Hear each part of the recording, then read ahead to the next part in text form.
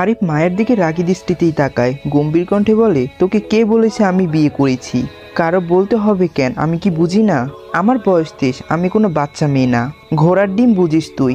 আসছে নিজেকে 23 বছরের বুড়ি দাবি করতে। এইসব বিয়েটি আমি কিচ্ছুই করিনি। এক বিয়েতে বাংলাদেশ ছাড়তে হয়েছে, আর একটা বিয়ে করলে হয়তো পৃথিবী ছাড়তে হতো। তার মানে আপনি কোনো বিয়ে করেননি? না।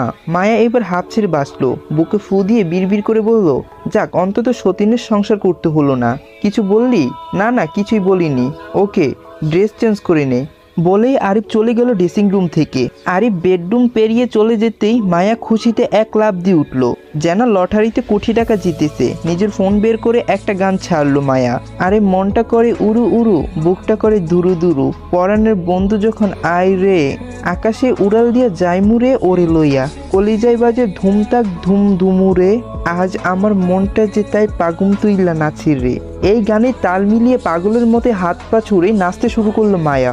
মনে হলো তার খুশি যেন উপচে পড়েছে। নিজের খুশির প্রকাশ করার জন্য সে নিজেকে কন্ট্রোল করতে পারছে না। নিজের পাগলা ডান্স থামিয়ে মায়ার ওপর দিকে দুই হাত তুলে চিৎকার করে বললে, আল্লাহ, আমি সফল, আই এম সাকসেস।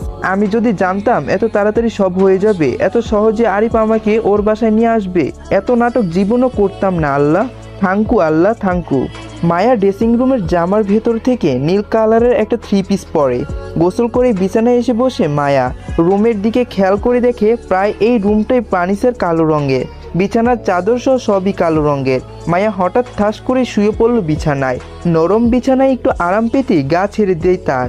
এতদিনের অক্লান্তি পরিশ্রমের পর একটু শান্তি মিলল। এই দিনটার জন্য কতদিন অপেক্ষা করতে হয়েছে, কত রাত জেগে কত প্ল্যান করার পরই এই দিনটা পেয়েছে সে। এখন আগামীতে কি হয় তা দেখার পালা। তবে সব জানি পরিকল্পনার মাফিক হয় এই কামনা।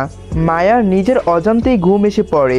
ঘুম ভাঙে কোনো কিছু পড়ে যাওয়ার শব্দ পেয়ে। ঘুম জড়ানো চোখে মায়া এই দিক সেই দিক নিজের ফোন খুঁজতে থাকে।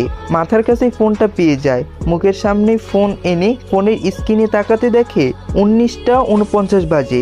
রাত হয়ে গিয়েছে। আলসামি ভেঙে উঠে দাঁড়ায় মায়া। ঘুম জড়ানো চোখেই বের হয়ে যায় ঘর থেকে। এইখানে সে যেই কাজে এসেছে তা না করে ঘুমালে হবে না।